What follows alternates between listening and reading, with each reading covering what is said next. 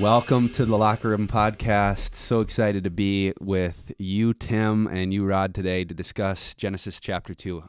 If you have your Spotify or podcast app, click follow and hit that notification bell. And that way, those podcasts, right, they'll come in right to their notification center when they come up. So that'll just help you stay up to date and hopefully help serve you in the future so you don't have to go searching for our stuff. And we're just so grateful that you guys have given us so much feedback about just what we're doing so far. So Tim Bassett is with us this morning alongside Rod, and just so excited to have you here. And as we ask everybody, who are you and what are you doing here? Yeah, wow. It's great to be here this morning. Before I get started, I actually brought a gift for the locker room because I'm a little disappointed. The setting isn't, the locker room vibe needs a scent. Sparty. Every locker room needs a scent, all right? No Sparty gear, but a little deodorant stick for Old the Spice. the crew. Pure sport, baby. Classic. You first, Tryg. Let me get a whiff. Just breathe that sweet smell in. I was thinking about bringing in my son's wet football cleats from last night's practice, but hey, Crossroads, let's help the locker room out a bit here. We need about 60 pair of wet, old, nasty pairs of cleats. Please just drop them off in Tryg's office. That would be great, so we can get the vibe right here. But Tim, since we're on that, played a lot of sports. What was one of your favorite locker room experiences, memories, or maybe even what the locker room meant to you? Yeah, wow. So I think you remember the big losses, like the team, the stuff that meant the most to the team. So the big losses and the big wins. I mean, I had the chance to play in college and had some good personal games, but I think the locker room really comes alive when the team had success, or when the team, we thought we were going to get the win and we laid an egg. So yeah, I can remember, I would say my senior year when I went to Gladstone High School in the Upper Peninsula, and all these downstate teams talking trash on M Live, if y'all remember that. All us trolls. Yeah, all these trolls below the bridge talking trash about the UP team, saying that we were going to come down with our pitchforks. And we showed up and just lit up the first three teams in playoffs and had all the comments from M Live like in the locker room. Posted on the wall. We brought them on the bus. We were like, let's show them. And we had some big wins, and then we ended up losing kind of a shocking loss to, I think it was Midland Bullet Creek, and they were so small compared to us, but we were devastated. Yeah. We made it that far. Oh, it hurts. Yeah, we had eight players on my team that went to play in college, and we were a good team.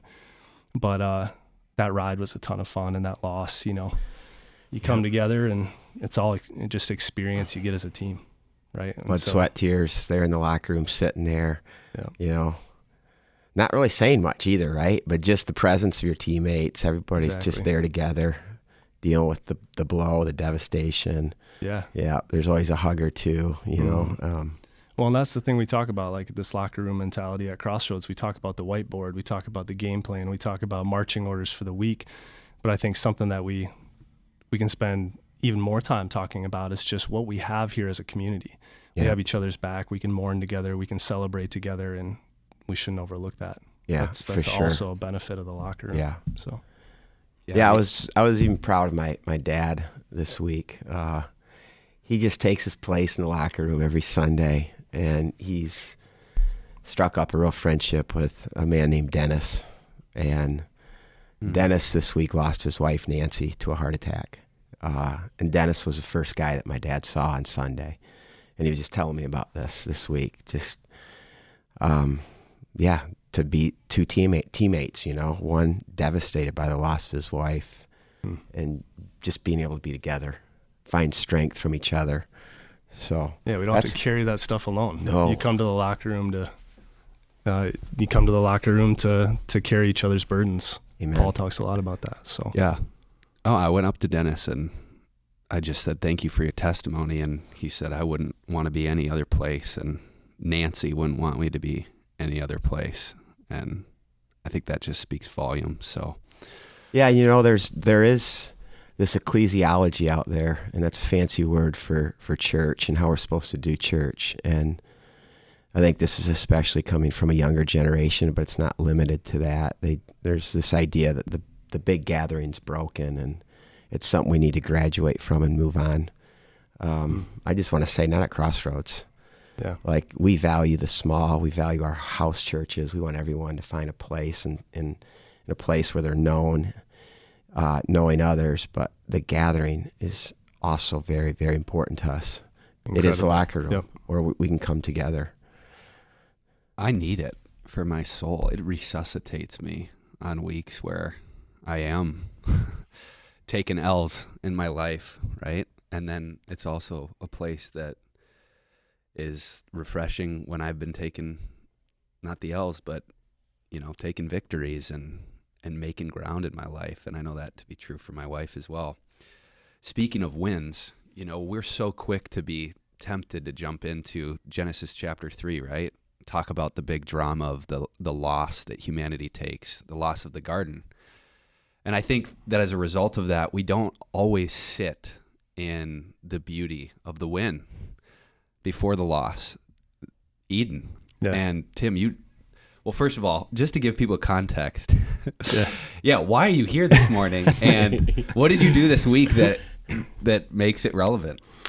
Yeah, I'm glad to be here this morning. I had the chance to do some pulpit fill at a church that's a friend of ours. Their pastor was in the hospital, and so they invited me in to share. And I thought, what better thing to share than what my family back here at Crossroads was studying. So we did. I preached on Genesis 2, 4 through 14 last Sunday there. So I love it. So let's talk about Genesis chapter 2. Is this another creation account, or are there two separate creation accounts? What's going on here, going from Genesis chapter 1 to Genesis chapter 2? You did a really good job of kind of elaborating on that, Tim. You want to give it a shot? Yeah, I think we've talked about it as a teaching team, and you touched on it as well, Tryg. It's just, you see this cosmic God, creator of the universe, moving things at his word in chapter 1. And I love the quote you used. I forget who gave you that quote. It was Bartlett. Jamie gave a summary of the difference between chapter 1 and chapter 2. I just thought that was so well said. But the cosmic God of chapter 1 is also the personal, involved God of chapter 2. And he's about to highlight something very significant, right? So we can talk about the author, we can talk about the audience, we should probably go there, but just the text by itself, I was struck by the setting as you move into chapter 2 at the right page break. Everything's almost at a standstill. So you have the rains being held back for some reason, and we find out that they're being held back because there's no one to abad, no one to work, cultivate, till the ground. This is a serious deal to the author, to God through Moses. So much so that he makes us sit in that awkward space. And again, you presented as you open us up, we could move to the drama of Genesis and rush to it. And as modern readers, that's where we think the good stuff is. Get me to the tree, the snake, the fall. But if we look at just the literary, the literary context, what's happening in the storyline, this is significant. This is as important to the author as what's to come. Something needs to happen in creation, and it's going to speak to God's purpose for writing his creation account the way that he does. So we can dive into that. But I would love to just stay on that, because you made the same point on Sunday, and I had not really seen what both of you have brought to the table in that text before, is that God created the need for work, or highlights the vacuum of work. That's a good way before to put it. He creates the worker, the human. Mm-hmm. And he creates the work, or the need for work, before he creates the human who's going to do the work, which speaks to the fact that God is already creating space for someone to fill that vacuum who will be a partner with him. Yeah, and I would argue too that, so this text says nothing had sprung up from the ground yet because God had not brought the rain. So technically God hasn't created the work yet. He's not letting the work, the space that needs cultivating, that needs work to flourish until his worker, his order bringer is in place.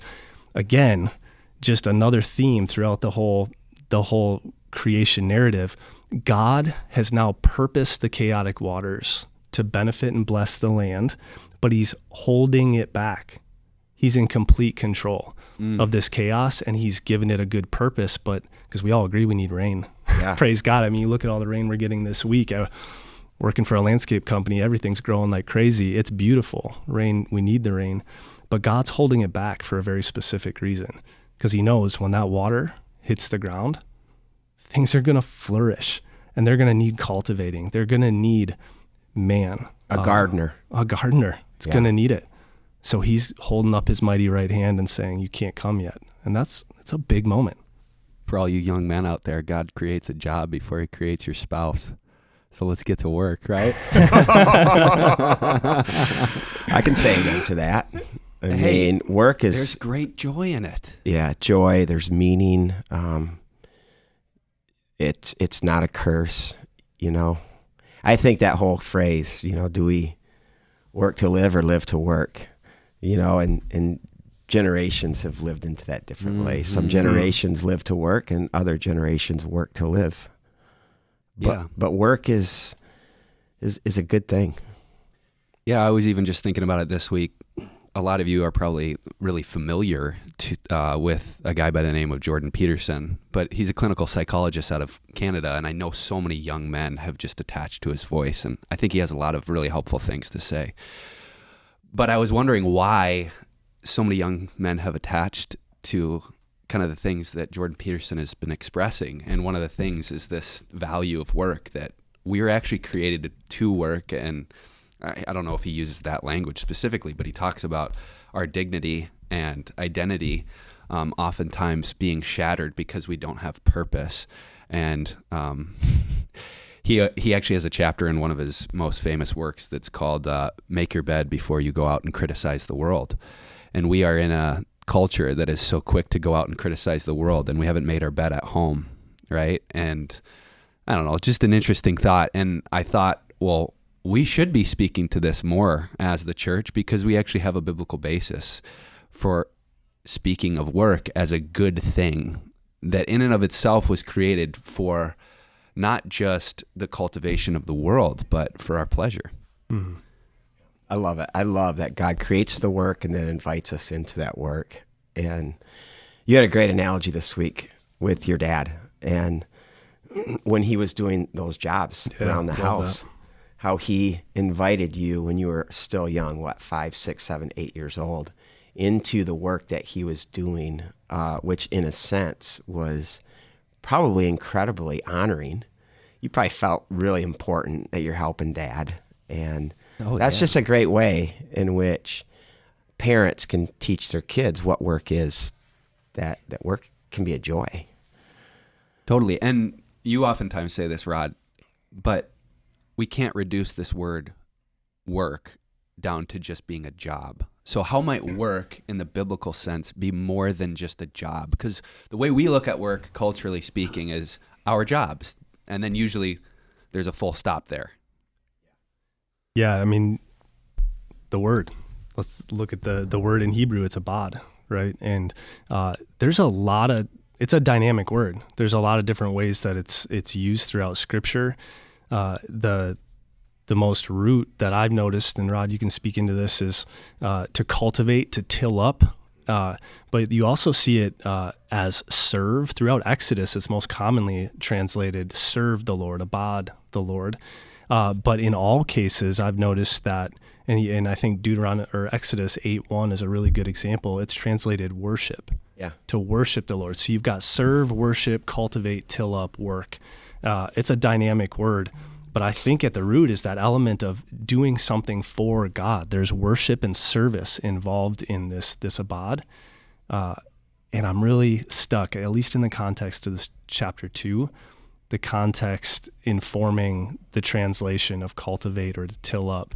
But maybe before we get there, like, what do you see in that word and the worship element? Yeah, I mean, I think what you just said is unbelievably fascinating. It's a game changer if we understand that work and worship are the same thing. Because that means what I do on Monday is as important as Sunday, if it's worship. Amen. Whatever I do. If I'm in this space or that space, that all of life is to be worship, and that, I think, attaches a lot of meaning to work if we can start to understand our work as our most important worship or form of worship. Yeah, because there's a way to abad. In Exodus, there's all these warnings. I think it's Exodus 28. I was reading last week. There's all these warnings that come with abiding another God, serving, worshiping, working for another God. So I think like the application piece that's just been sticking with me is not what I do, but why I do what I do. When I show up to work, am I abiding for God, or am I abide for a name for myself? Yeah. Or for the love of money? What idolatry is involved in my heart actively moving me out into the places I go? Because I don't know, I think it's A.W. Tozer says something along the lines of, like, in the parade of the ages, like, people confuse motion with progress. Like, we can be as busy as we want, but if we're not doing our work for the right person, for the right reasons, it's all in vain. It's toil. Yes. It's slavery. Yeah, it's slavery. Right? And I was thinking of Babel, because that's 10 chapters in, and you have this story of people building a tower, working to make a name for themselves. I mean, our whole world is Babel right now. That's what work is. I work to make a name for myself. But then if you look at the context in which this text is written to the people it's written, think about what work was to them. And now they're not working to make a name for themselves. They're, as slaves, they've been enslaved to make a name for Pharaoh.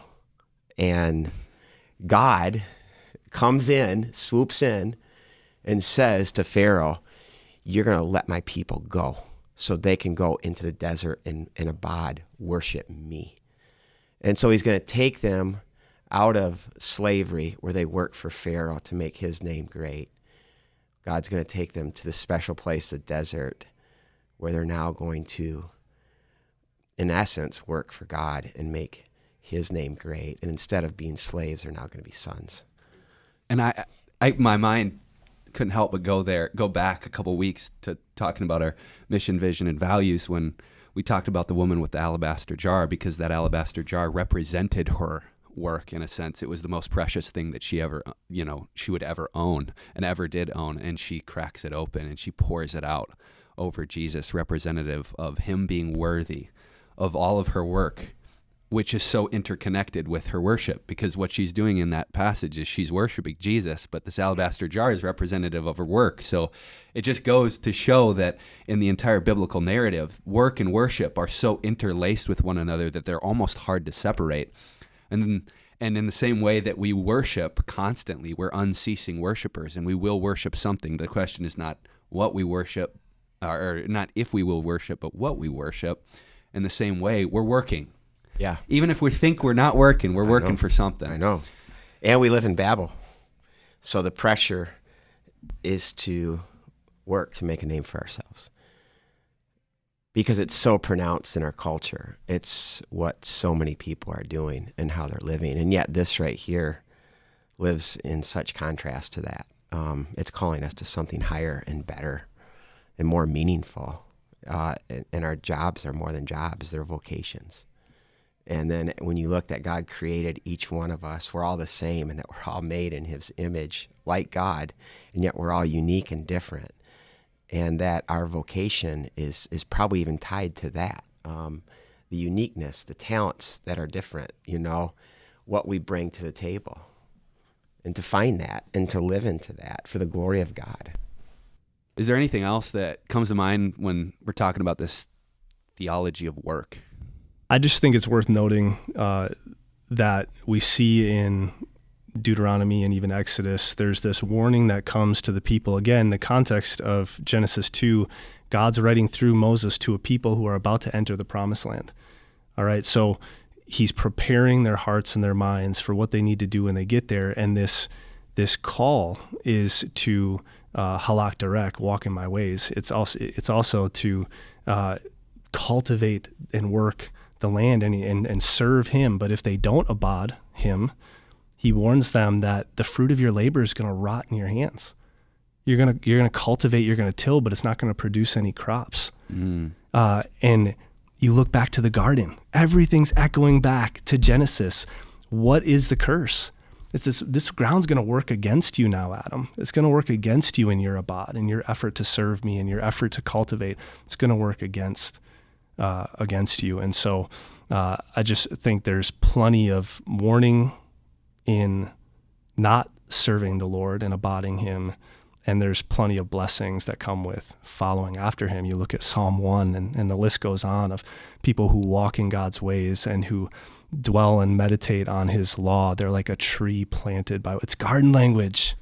So it's beautiful. I love it. So God starts forming the garden. He creates work in the garden. And then, ironically, the order seems so backwards to us, but it speaks to what God's trying to communicate here. Then he finally now creates the one to work the garden. And the way that God chooses to describe how he does this is stunning to me. At least it was in studying it this week. In verse 7, it says, "Then the Lord God formed the man of dust," which is more like this clay substance, "from the ground and breathed into his nostrils the breath of life, and the man became a living creature." And what was interesting to me, and maybe I'm wrong here, I don't know, but my mind had this picture of, okay, now these waters have kind of been subdued, and there's earth and there's water, and so God kind of goes to where the earth and the water kind of comes together, and then there's this clay substance, and then he starts messing around with this clay substance that comes between the water and the land, and then he picks it up and he starts shaping it like a potter into what he wants it to be. I mean, if that's true, and obviously half of that I know to be true, but the other half is speculation. But either way, God forms the man from this dusty clay substance. What is the significance for us as human beings? We're talking about this text as people that know the English language, but the text was actually written in Hebrew. And I don't know if you guys uncovered this in your study, but this blew me away. The clause, "and he formed," there's an anomaly there. It's Yah, Va, Yitzer, okay? Break that down for the non-Hebrew scholars. Va, Yitzer means "and he formed." The anomaly is that there are two Y's when there should only be one in the word Yitzer, okay? What is the Hebrew letter Y? You guys know. Yud. You know what it means? Just what I'm showing you right now. Hand. So this anomaly doesn't exist in Genesis 2 verse 19 where it says "and he formed." That's there. It's written the right way. It's written with two Y's. Two Y's, Yuds, which means hand in Hebrew. Two hands go into the ground to form the person, the man. I don't know. Like that's how the Hebrew scholars see this and interpret it. And so what you were saying, you don't even know how much that is even in I didn't even know. Itself. I thought I was making some conjecture, but I was piecing all the pictures together, and I'm like, okay, so where is he getting this dust or clay? Okay, it's got to be where the waters and the land are coming together. And then you put that piece in, and it's like, okay, yeah, there's a reason that this language is being used here. And that's amazing because it means that it's not accidental, that God's actually doing something intentional. And that if he's forming us and he doesn't just poof create us, then all of the intricacies of our physical material being are significant to him. And yeah, I mean, you guys already did this, but you contrasted God, the creator, in Genesis 1, where he is just the king of the universe, so transcendent, so above and beyond the actual world that he's creating. He's over it. He's ruling it through the power of his spoken word. It comes into being. But now, as you both mentioned, this God who's way, way out there and so beyond us, so transcendent, now comes close. He draws near and becomes incredibly personal to the point where you almost can envision in the text his hands literally going into the clay, and then his hands forming that clay into a little miniature of himself. It's beautiful. Yeah, and that reality, I think, is distinct in the ancient Near East, right? We've talked about, you guys did a great job in the last episode talking about all the differences in creation narratives, Epic of Gilgamesh and others, and the bloodshed and all the stuff that's involved. But there is a really clear desire I think God has in this creation account. He wants to be known, and he wants his people to know, again, as they enter the promised land. He's re-inviting humanity to walk with him again in a special place. He wants them to know, I want to be known. I'm not some high and mighty mysterious God that you're never going to see or experience. I'm going to be right here. Mm-hmm. And I'm curious about you. Like, I'm in your life. Your life matters to me too. I don't just want you to know because you need to know who I am. I want to know you intimately. We talk about Yadar, right? Yep. Like to know. And this is the invitation in his creation narrative. I mean, this is the whole theme. And so you talk about pulling out elements like you were able to pull out, Tryg, just as you've been living in the text. If you're living in the context and the why behind Genesis and not getting stuck in like, is this a 7-day creation account? Literally, is this old earth, new earth? Like how does sin get passed down from generations? Those are all fine questions and worth digging into. But if you're living in the context of these people and what God's trying to accomplish, you start to see it everywhere. What is God saying about himself? What is God trying to relay to his audience, not just then, but now? What does he want us to know when we read Genesis about him and about how much he cares about us? Yeah, and that's amazing. What we see with two hands in the dirt. I mean, so it's like God is saying to his people, okay, look, Egypt had thousands of gods. They had a deity for literally everything.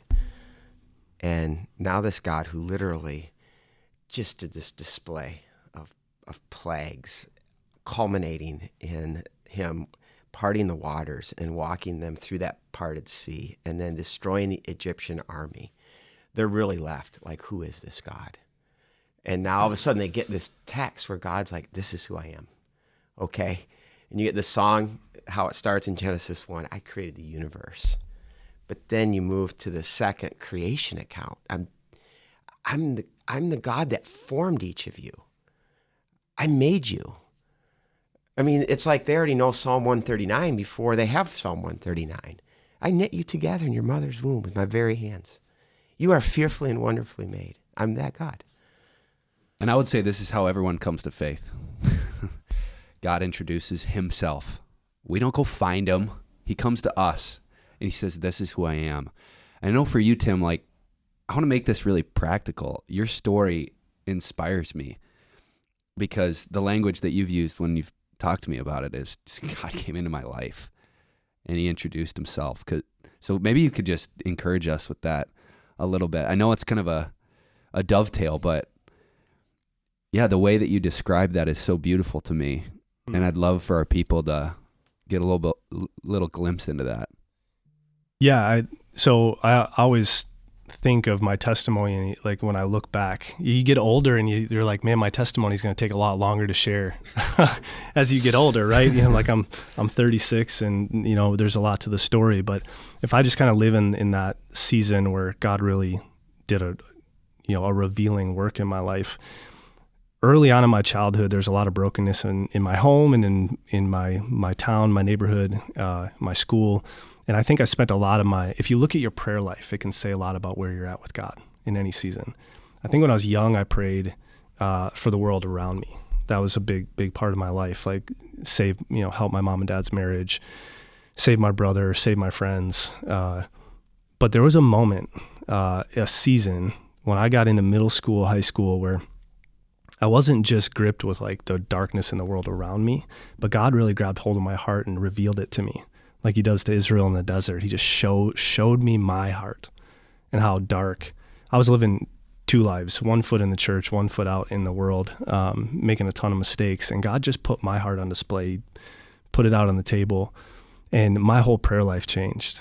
Obviously, I still cared about my parents' marriage. I cared about my friends who didn't know the Lord. I cared about my brother. But man, my prayers turned into just like, Lord, have mercy on me, a sinner. Forgive me. Even to an unhealthy extent. Like, I think there was a season where I just felt like at any moment God was going to give up on me, right? So, Lord, just how long does your mercy last? Like, just praying through the Psalms, like, is your mercy really new every morning? Because I really need it. And I think that was a season where things started to shift. The behaviors didn't change immediately, but God had grabbed a hold of my life, and I'd experienced his love, and he had made it abundantly clear. I've got this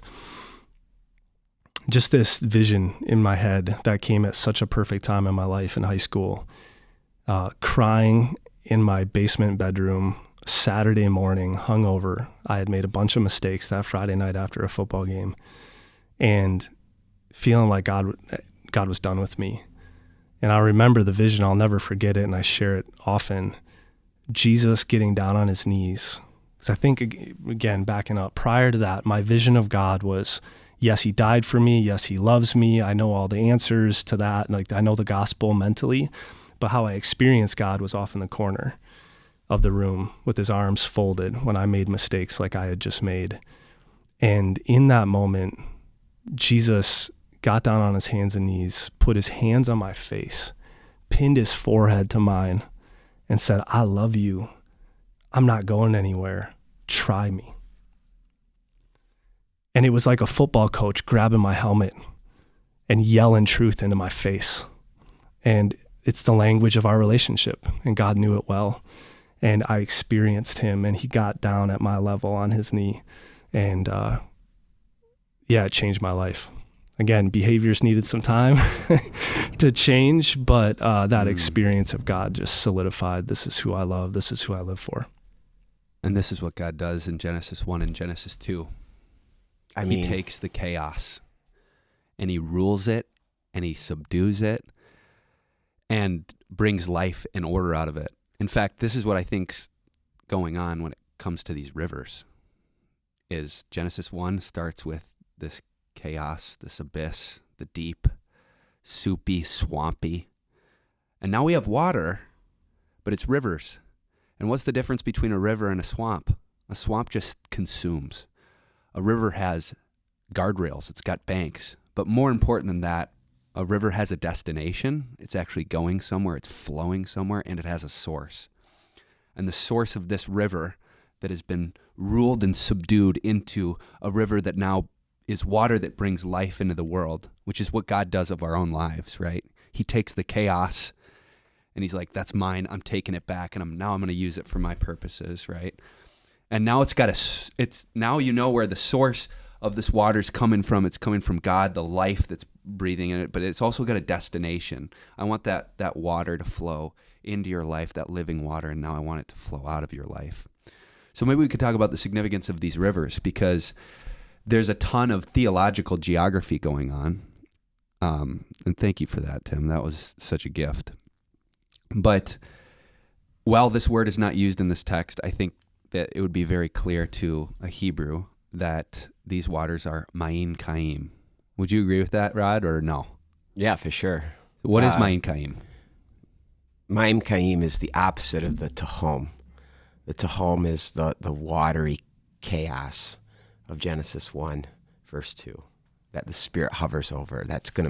Spirit and God are going to move into that. And Ma'in Kaim is probably one of the ultimate images, Hebraic images of God. God is Ma'in Kaim. He's living water. And that's what God does. He turns the Tehom, the watery abyss, the watery chaos, into Ma'in Kaim, a river of life. And that's what you have in Genesis 2. You have the tree of life, which also is a powerful symbol of God, his presence, his nearness, his making his home in that space. And then flowing out of that space is this river of life, which is God flowing out into creation, because it breaks then into 4 rivers going to the 4 corners of the globe. And this is God's original intent when he makes the world, is his presence just going from his home, his space where he lives, where he dwells, because he's not just a God that wants to be way out there. He wants to be the God that comes to us and takes us by the face, puts our face in his hands and says, try me, right? And yes, and now he wants that God to flow into all creation. And so, I mean, I could go on and on about Maim Chaim. It's the water that comes to us, literally, either through the rain or a river or a spring. And in a world, an ancient world, where water is very precious, where they are living just to get enough water every single day, especially in a dry and weary land like the Middle East, where there is no water or very little water, any form of water is seen as precious, but Maim Chaim is most precious. And that's why God says, this is what I am. I am a spring of Maim Chaim. Yeah, and even in the practical sense, in the ancient world, Maim Chaim is very different than the other form of water that they would have, which is just stale water, the water that they would have to keep in cisterns, right? Collect. I mean, you're collecting it. It's running through the streets. It's running through the dirt, the mud, the animal dung, making its way into your cistern. But that water is important because you need that water to survive. That would be the place then that every family would go and draw their water from. But then to have this fresh river water, or water from a spring, I mean, that was just more the water. That was living water. You know, it's kind of crazy if you Google the rivers. There's a lot of scholarly work being done on, can we track back these 4 waters to the headwaters and find Eden today?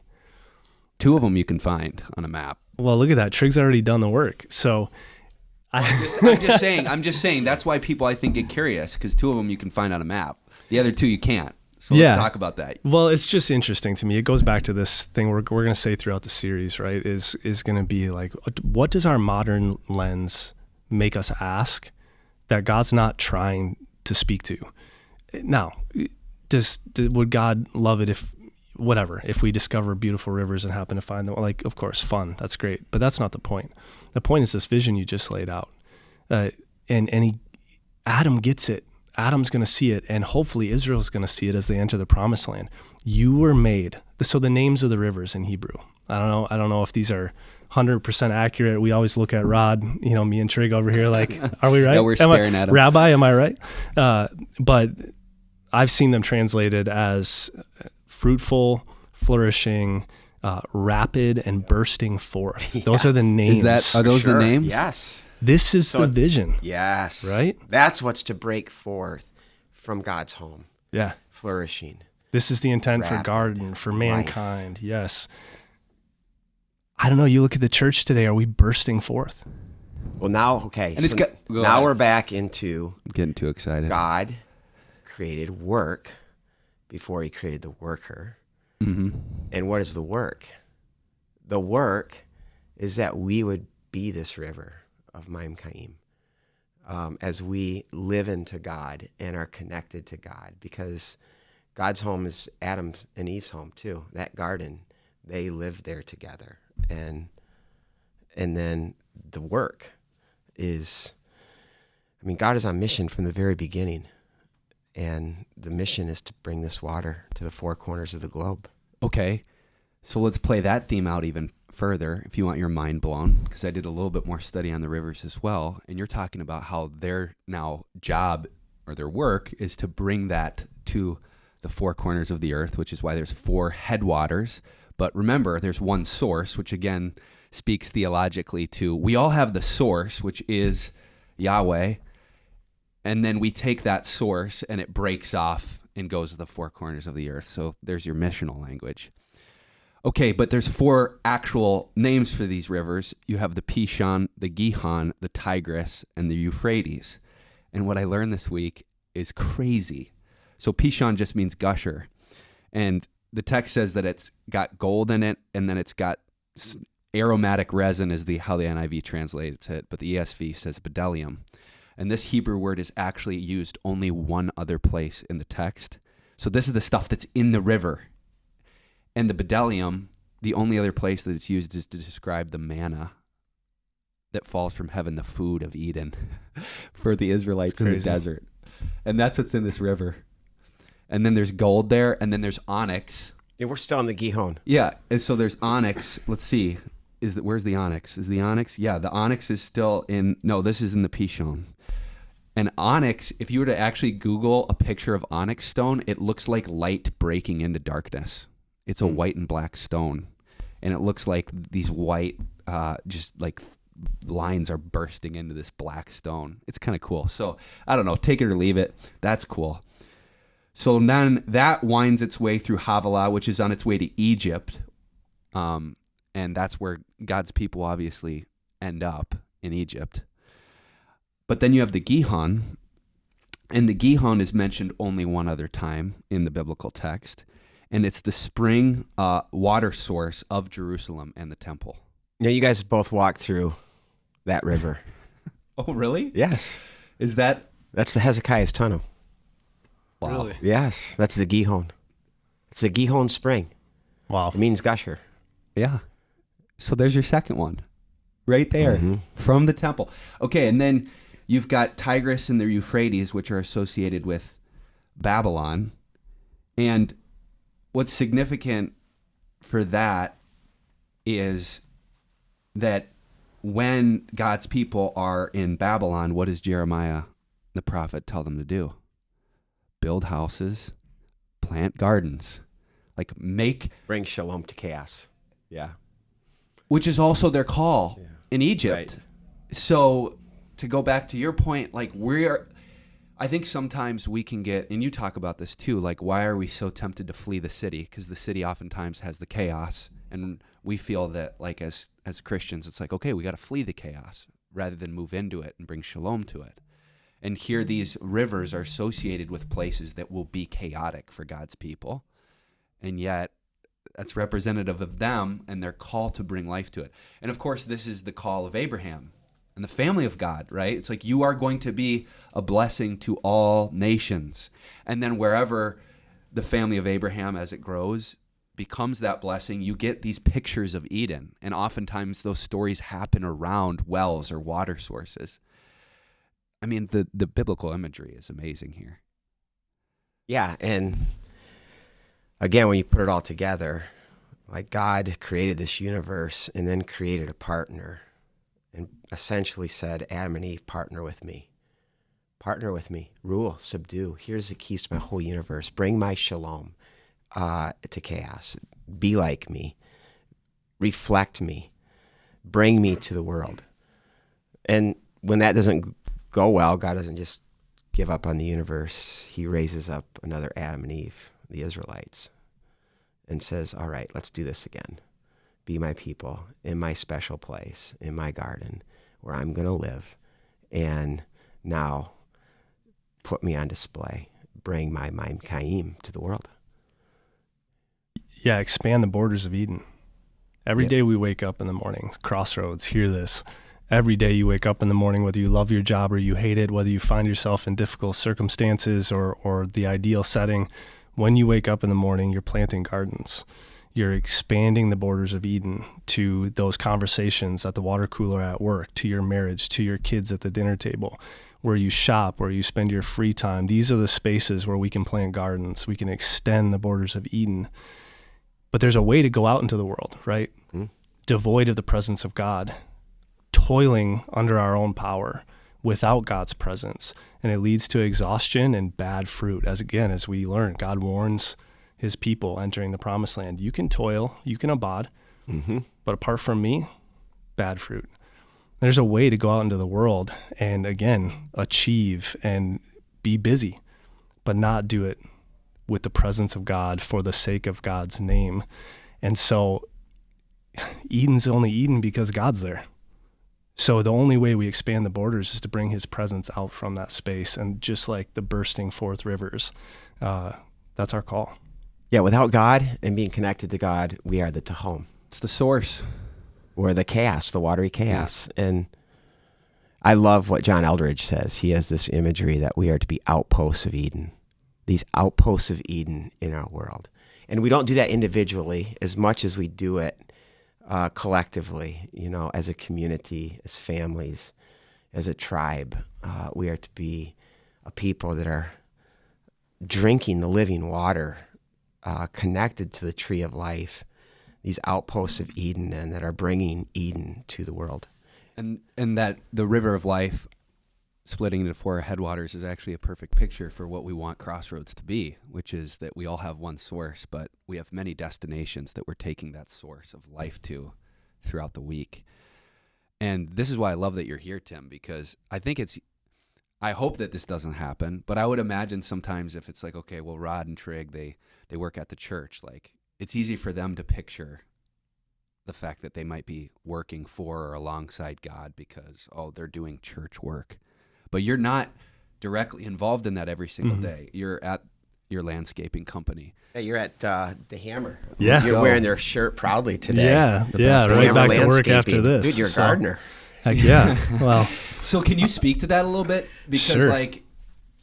I could say stuff, but I think it'd be far more powerful for you to, as someone that is just in the day-to-day grind of a job, to speak to what it looks like to be that. Yeah.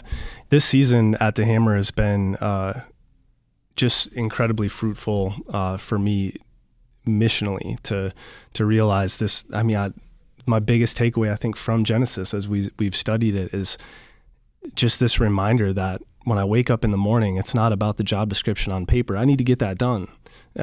But am I going into those spaces with the presence of God for the sake of expanding the borders of Eden? And one thing we talk about at the Hammer, just as an example, and this comes straight from the top from our ownership, is Wade and Dustin Vuktavine. They ask this question every morning meeting on Wednesday mornings to all staff.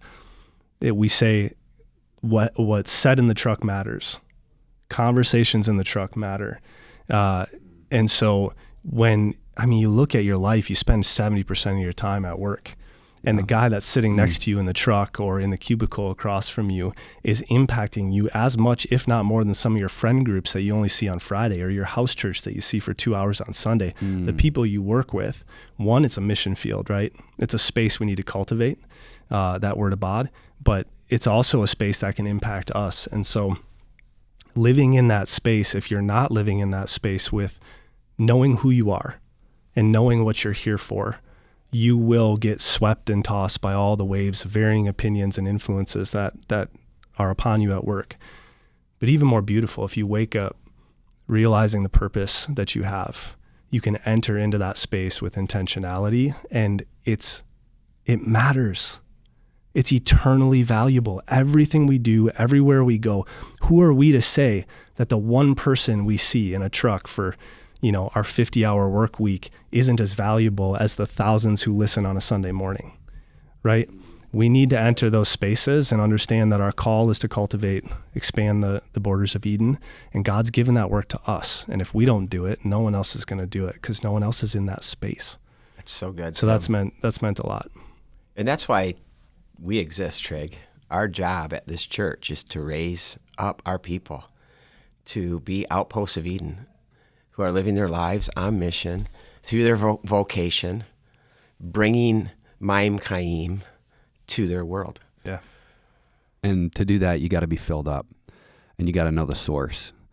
And so I would argue that the person that fulfills every single ounce of the motifs being set up here, not I would argue, I know this to be true, is the person of Jesus. John's gospel obviously is littered with this type of language. Obviously in John 7, Jesus gets up on the last day of the festival and says, what? I'm living water. Mm-hmm. Not only that, but he's crucified not just on a cross, but what is the language that the Bible often uses for that cross? A tree. Mm-hmm. Cursed is any man who hangs on a tree. So now this whole thing gets flipped upside down because God enters our world right? Here's the cosmic becoming personal again in the face of Jesus. And he climbs up a tree that is both the tree of death and the tree of life. And he's crucified on Golgotha, which is kind of like a mountain. And so is Eden. And then when he's pierced on his side, what flows out? Not just blood. Water. But water. John, and that's in John's gospel only. So John's very... wants us to see that. John must have loved the book of Genesis, because even the beginning of the book of John, I mean, just so you know, when we're preaching through Genesis, it is so hard not to go to John's gospel every single week. But John must have loved the book of Genesis. Every time now that I've been in both, I'm like, gosh, this guy must have lived in it. Yeah, and he's not doing something that's, by the way, this is all true of Jesus. It's not like he's putting these monikers on him, but it's fascinating to me. Yeah. John also wrote Revelation, right? I was just going to go there, Revelation and 21. He's using these same themes. I mean, Revelation 7, verse 17. I don't know the text right now. Can you get it for us, Tryg? What is that? Revelation what? 7:17. The only reason I know this because my... For the Lamb... Oh, go ahead. Go ahead. You. No, yeah. So Revelation 7:17, for the Lamb which is in the midst of the throne shall feed them, and they shall lead them. And he shall lead them unto living fountains of water, and God shall wipe away all their tears from their eyes. I think that's where the whole story is going. Yeah, is that Jesus, who came to this world to say, "I am Ma'im, living water," and is living water. It's all going to move to a spot where that living water is going to go to the four corners of the earth, and all creation is going to be drenched in it, and it's going to be restored. The world's going to be restored to Eden, which is why in Revelation 21:22, the way it's described by John, you're going to have the river of life that's just flowing right through the New Jerusalem. Again, that river of life is more than a river, but it's God, and he's going to live there on Main Street. And then what's so interesting on both sides of that river is the tree of life. And again, there's something in the language that we don't see in the Greek, which is what our New Testament, that's the original language of our New Testament. They have two words for tree. The main word for tree is dendron. So every time you see tree in the New Testament, if Zacchaeus goes up the tree, it's the word dendron. There's only one spot in the New Testament where the second word for tree is used, which is zulon. And the interesting thing about this other word for zulon, when the Old Testament is translated into Greek, stay with me on this, I know it's complicated, but the only place where tree, every time tree, it's dendron, every time tree is used, except for one spot in the Old Testament. It's the text cursed is the one who hangs on a zulon. So zulon is tree, but it's also wood. So you come to our New Testament, the only time tree is used, not dendron, but zulon as wood, is the tree of life in Revelation. That's on the side. And so the tree of life is the cross. And that tree is going to provide healing for the nations. It's unbelievable. It's just... I remember you teaching on that at Bridge Street years ago and sharing that, and just blew my mind. God, you can't make this stuff up. You can't.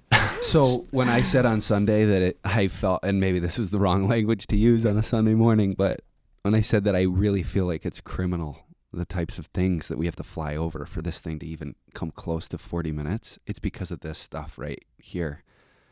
And this is why Genesis matters, right? Because you talked about it week one. Like, we have to know the beginning of the story to understand the whole story.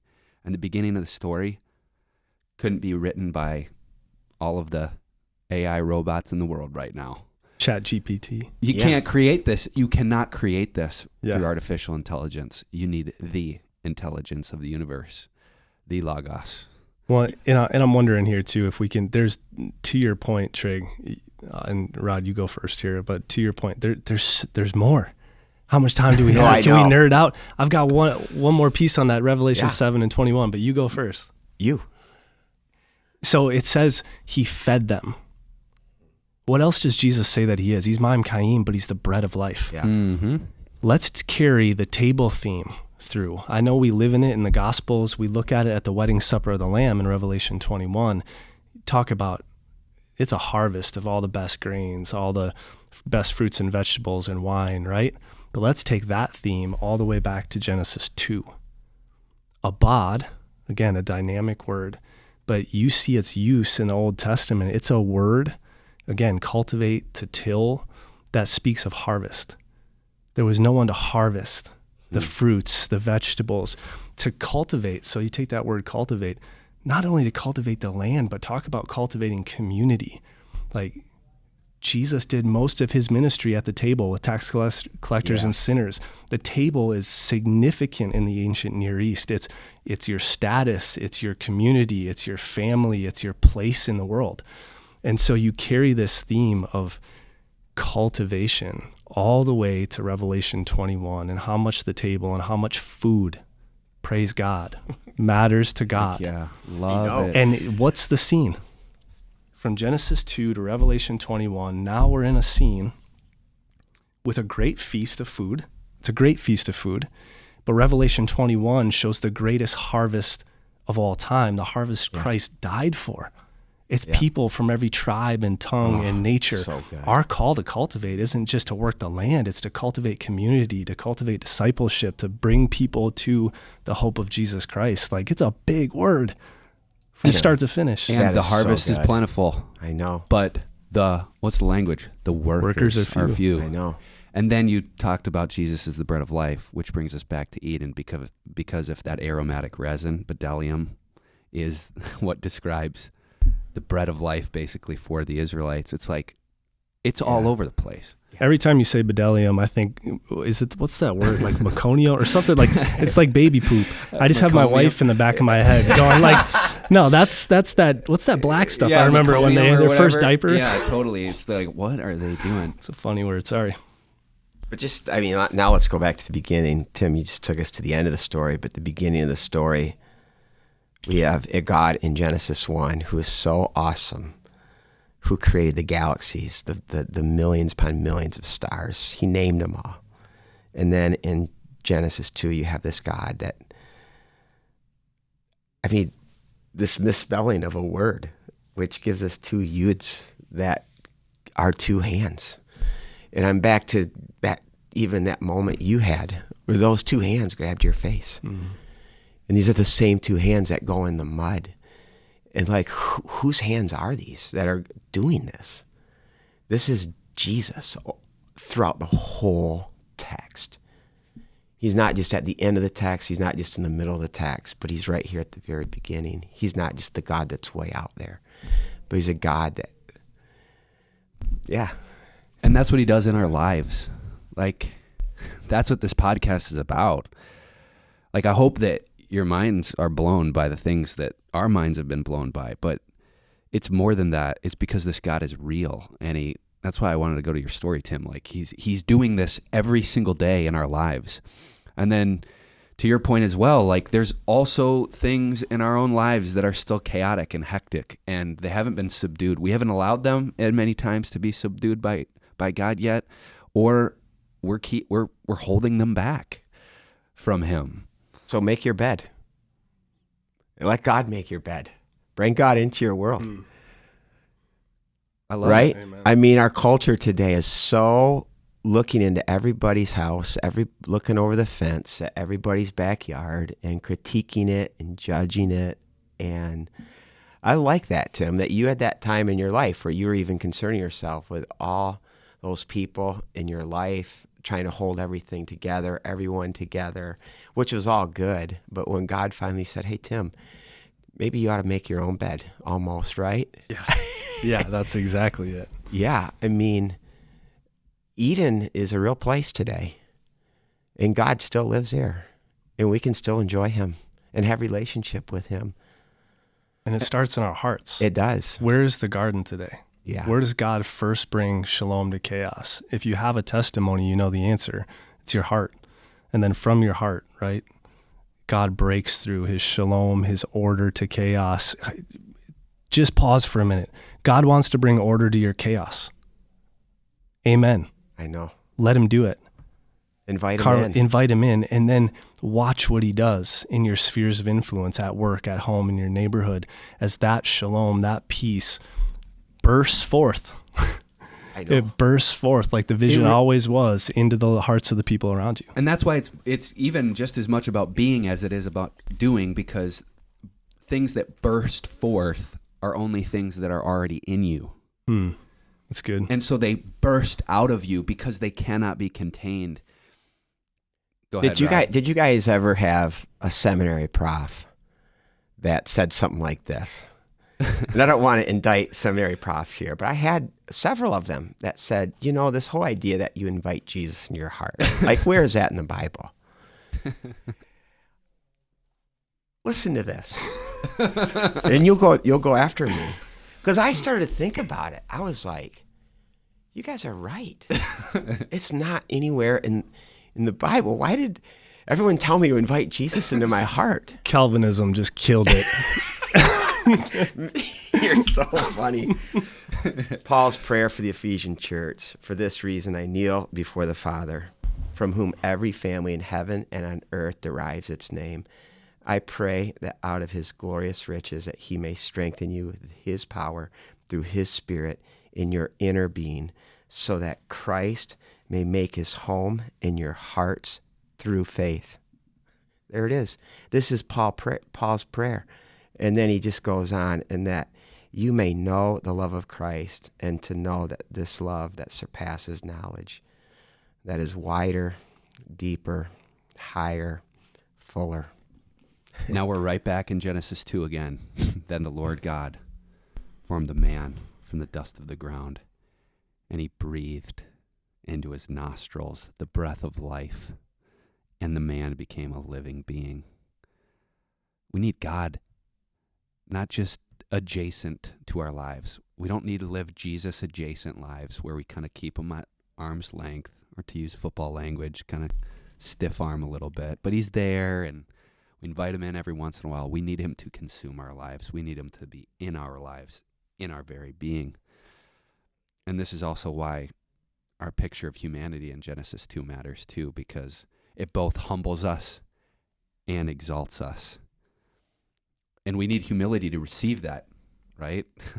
Only a humble person receives the fact that God had to die, but that he chose to die because of his love for them. And that comes by first understanding who we are. We are dust, and to dust we shall return. We are not God. We're dust, but we're also more than dust. I don't know what you guys studied this week when it came to two God rocks breathed. Analogy was great. God breathed. He does. God breathed. What does that mean? It's his ruach. Even though that's not the word here. Let me just be very clear. Neshama is the word. Yes. But he is breathing his spirit. It's the idea, the neshama is the idea of soul. That God breathed his soul and gave the clay a soul, God's soul. And I do think this is what we lost. And this is what we're going to get to in Genesis 3. This is the tragedy of Genesis 3. We still have oxygen in our lungs, but we lost the neshama.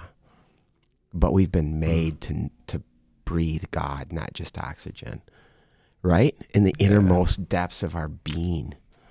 Great. I mean, we use the word, and I live in the counseling sphere a little bit. We use the word trauma quite a bit, and rightfully so in a lot of cases. But I think the greatest trauma anyone's ever experienced is a shared trauma of humanity that happened at the fall, to what you're speaking of. Like the reason there's so much brokenness in all of our lives and in this world, and chaos is reigning right now, and not reigning, but is having its way in some areas, is because this shared trauma of the fall.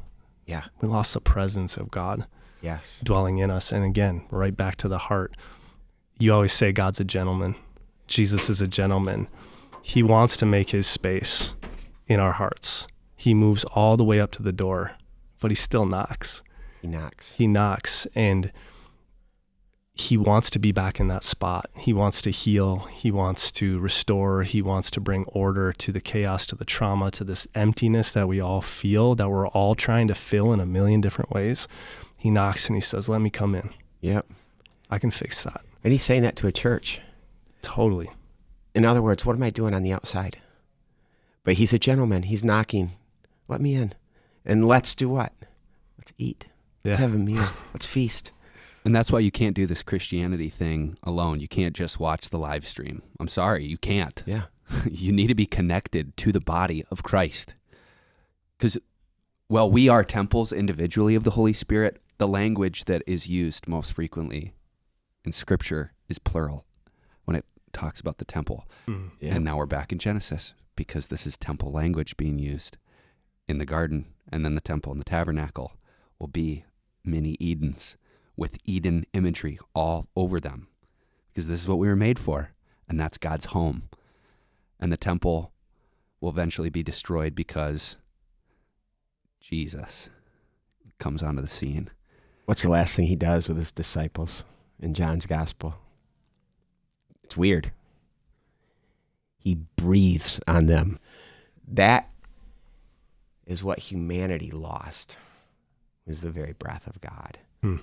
Oxygen now for the Christ follower was now neshama, the very breath of God. That's what we breathe. About that at the end of John's gospel. Yeah, it's right there. And that's the imagery. We're back in the garden again.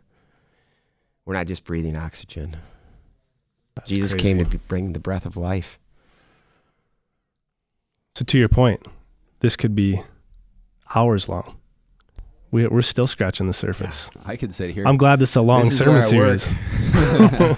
Tim has to get to work. Yeah.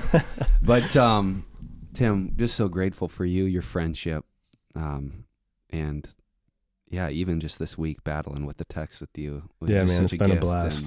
And, You are I a love gift, that brother. Yeah, love that you Yeah. and your family are a part of this church, and You're part of our vision, too, for pastors today. You are a pastor in your vocation.